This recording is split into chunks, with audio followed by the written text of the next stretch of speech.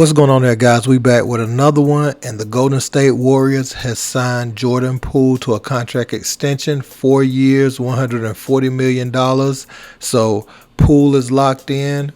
We got to finally see him and Draymond on the court last night, and the Warriors look really good. Dare I say, the team plays so well together, you would have not known that there was anything going on if it wasn't all in the news and everything. But this is where it gets interesting to me. Did y'all get that nugget from the last Draymond Green press conference that he had about the Jordan Poole situation? You know, he's apologized to his family, his mother, everybody else that had to see that.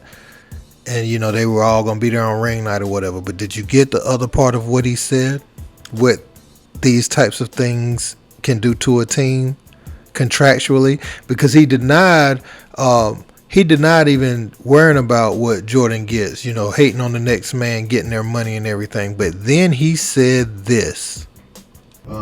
If you're going to let a contract situation linger, then you better be damn sure that you're willing to handle all the effects of a contract lingering that it can have on the team. And quite frankly, everybody don't do that.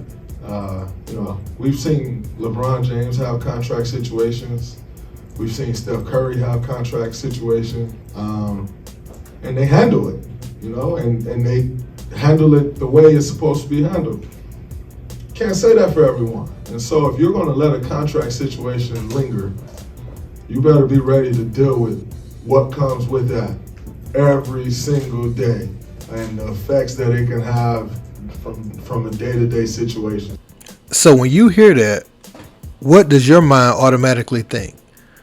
Because for me, just observing, being a fan of the game, knowing what he has commanded for his next contract, what he feels like he's brought this organization, he's not loving this.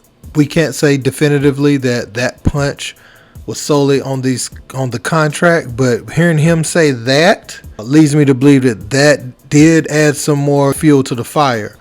So this made me curious to go back and see what Draymond was saying about Jordan Poole prior. And I remembered at times he was the biggest cheerleader for Jordan Poole, being the sixth man of the year, his improvement, even talking about the fact that Jordan Poole was playing himself into max contract contention. So I went to look that up because when these type of things unfold, you go back and see, was there anything leading up to this? How was somebody speaking about X person, you know what I'm saying, back before there was any rift, before two people were fighting for one piece of steak, you know what I'm saying? And that steak being their max contract with the Warriors. And guess what? I found something, because I'm fair. Draymond was actually lobbying for Jordan Poole to win Most Improved over Ja Morant, over Darius Garland, over Miles Bridges, over all those guys that stepped it up last year. And this is what he had to say. If Jordan Poole isn't the MVP, the most improved player, then the NBA really needs to relook at their process, because you cannot find a guy on that list that has made a bigger improvement. I don't care. So if he's not the most improved player, then let's rename the award to who I'm going to say as media, I don't have a vote, but to who we like the most, to who we see is more electrifying, to who we see may have a bigger impact on their team. That's not the name of the award. That's actually the most valuable player. And so if we're talking the most improved player, and if the award was voted on based upon its name, then it's a no-brainer who's the most improved player. I just fear that these awards sometimes aren't voted on in junction with the name. And that's the issue. That's probably why Jordan lost most improved player, because you get these ballots and you're like, oh man, Darius Garland's an all-star. I am probably one of the biggest Darius Garland fans you'll meet. Like, I'm a huge DG fan. You know, Ja Morant's doing this. Like, I'm a big Ja Morant fan. I like to see Ja Morant play. I love how he leads the squad. Incredible. Not the most improved player. Ja Morant was incredible last year. Miles Bridges, who we all know I'm a big fan of. That's just natural. He's from Flint, from Michigan State. Like, I'm always cheering for Miles. But I can't say Miles got much better than Jordan Poole. His improvement was as big as Jordan Poole. Miles Bridges' improvement was huge. He'll probably get a max contract and will be well deserving of it. But if you're going to talk about contracts, I mean, Jordan Poole's kind of playing himself into that as well, right? He went from being a 27 pick and not playing and was in the G League a year ago to date. We finally got to hear from Klay Thompson and his take on this situation and how it will impact the team. And Klay had a different stance, so check out what Klay said. Well, it's in the past, and I was very unfortunate, but I think reignite in time will heal all wounds.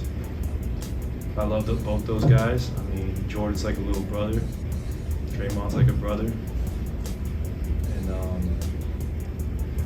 I think we're all ready to move past it, and I think the encore to last year is going to be even better. So we know what it takes to go back-to-back, and we need both them to go where we want to go, and that's a fact. So I expect Jordan to be great. Same with Dre.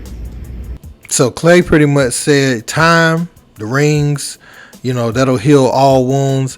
I don't completely agree with Klay's take, but he's in the locker room with those guys. He knows their personalities.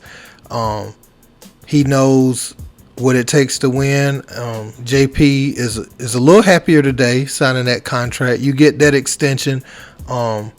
You be happy for the opportunity to get in the league. You be happy for that first contract, but then when you get that second one and they give you this, you know what I'm saying? That's where you start getting that generational wealth. And so he's a little happier today, but I don't think the situation between him and Draymond is fixed by no stretch of the imagination.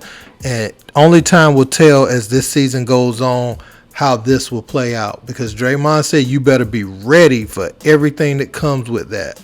So that was like he threw that out there. So yeah, just know that this comes with something. You know what I'm saying? This having contracts lingering and all that, you better be prepared with everything that's associated with it, man. The Warriors, they could repeat. James Wiseman, he adds some youth, athleticism, size down low.